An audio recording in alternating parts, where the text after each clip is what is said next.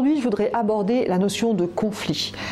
Malheureusement, nous sommes dans une société où on peut avoir des conflits et je pense qu'il ne faut pas avoir peur des conflits puisque souvent ça permet même d'évoluer, de passer à quelque chose d'autre. Et en même temps, si on peut évoluer, avancer dans le confort et sans conflit, c'est bien aussi. Donc si on peut les éviter, c'est pas mal. Alors quelques notions sur le conflit. Alors il y a des étapes dans le conflit, on peut être dans un désaccord, on n'est vraiment pas d'accord l'un avec l'autre, ou alors c'est un problème d'interprétation, on n'a pas interprété les mêmes choses, ça peut créer de la tension, on peut carrément avoir un blocage, on ne peut plus se parler et puis on va arriver à une résolution. Donc on pourrait finalement classer différentes étapes dans le conflit. Ce qui m'intéresse aujourd'hui, c'est de vous proposer des attitudes à adopter en fonction des étapes. Première étape, le désaccord. Qu'est-ce qui se passe? Eh bien, vous avez une vision ou un rôle, une mission différente pour faire une action. Eh bien, vous avez le droit de ne pas être d'accord. Qu'est-ce que vous pouvez utiliser dans ce cas?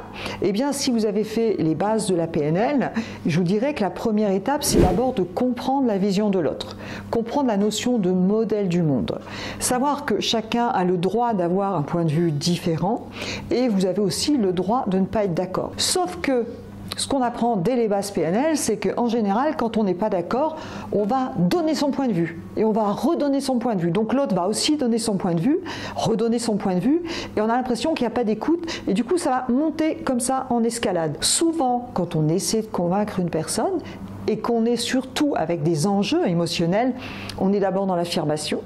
Ensuite, on va être dans le rejet avec des oui mais et comme l'autre entend oui mais, il se prépare déjà à répliquer.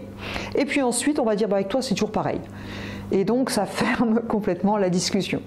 Donc ce qu'on apprend dès les bases PNL, c'est qu'il sera important de pratiquer l'écoute active, il va être important de reformuler ce que dit la personne, il va être important de comprendre sa vision, son modèle du monde, et il va être important d'accueillir et d'accueillir sincèrement le fait qu'elle ait une vision et un rôle, une mission différente.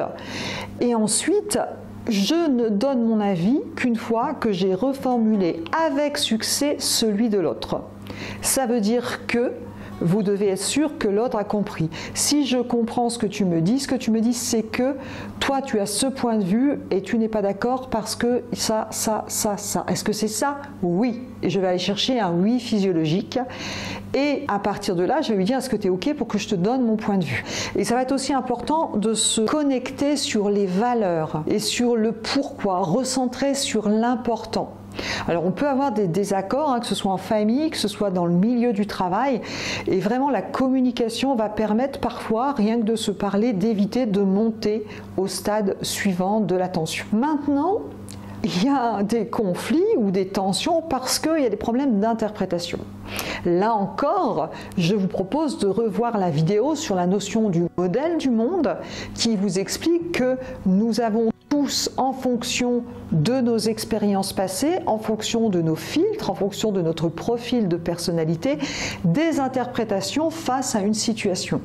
Parfois, j'imagine que quelqu'un me croise et ne me dit pas bonjour, et bien c'est simplement, je pense que la personne m'en veut, que j'ai fait quelque chose de mal ou que la personne ne m'aime pas. Et en fait, pas du tout, si ça se trouve, elle était simplement dans ses pensées et elle ne vous a pas vu. Et ça va commencer à créer des tensions. Je vous donne un exemple tout simple, mais ça peut être autre chose.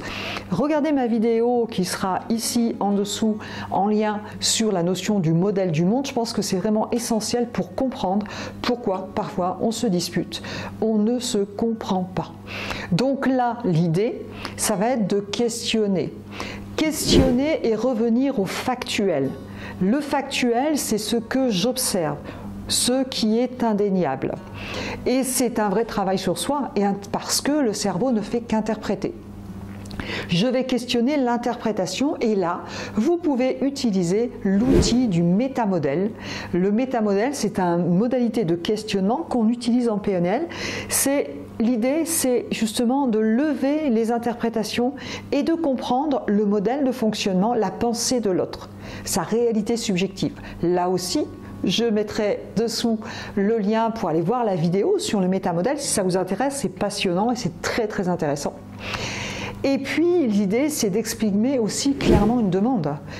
Essayez de comprendre l'autre, essayez de lever les interprétations et faites une demande claire. La troisième étape, ce sont les tensions.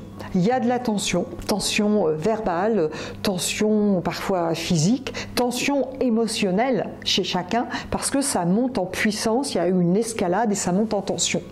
Et bien dans ce cas, je vous propose d'essayer de prendre du recul, parce que c'est pas toujours facile quand on est sous tension justement, et je vous conseille d'utiliser la communication non violente ou la méthode DESC. Là encore, vous aurez un lien sur cette vidéo qui vous emmènera sur ces techniques qui sont étudiées dans les bases PNL. Et puis parfois, il y a un blocage. Et quand il y a vraiment un blocage, qu'il n'y a pas de solution, le problème, c'est l'autre, c'est ce qu'on dit en tout cas, et bien parfois ça peut être intéressant de prendre du recul, et ça peut être intéressant de se faire accompagner par un tiers. S'il y a trop d'émotionnel, si c'est pas possible de communiquer, eh bien un médiateur, un hiérarchique va pouvoir peut-être vous aider à régler le problème. On peut utiliser par exemple la notion de position de perception qu'on utilise en PNL aussi, c'est-à-dire j'imagine que je suis dans la peau de l'autre, j'imagine avec ce qu'elle vit, son regard, ses interprétations, comment elle peut voir la situation, et je peux faire permuter comme ça. Donc chacun va essayer de prendre conscience de la vision, des émotions et du ressenti de l'autre. Souvent ça fait bien avancer sur une résolution de problème. Et la suite d'ailleurs, c'est la résolution. Et la résolution d'un conflit, notamment en entreprise, parfois ça va s'apaiser, on va s'adapter, parfois ça arrive aussi à une rupture, c'est possible. Donc voilà un petit peu les étapes, et donc vous aurez dans cette chaîne YouTube plein d'éléments beaucoup plus détaillés et poussés sur tous les éléments que je vous ai donnés, modèle du monde, CNV, méthode DESC. Je vous invite à aller plus loin parce que pour moi la communication c'est ce qui ouvre le possible, c'est ce qui ouvre toutes les opportunités, que ce soit au travail, que ce soit dans sa vie privée, et je regrette vraiment qu'on n'ait pas eu de cours de communication interpersonnelle à l'école. Je vous propose, si cette vidéo vous a plu, de mettre un commentaire, de liker et puis de me faire part des vidéos que vous aimeriez voir abordées, et ce sera avec grand plaisir. À très bientôt.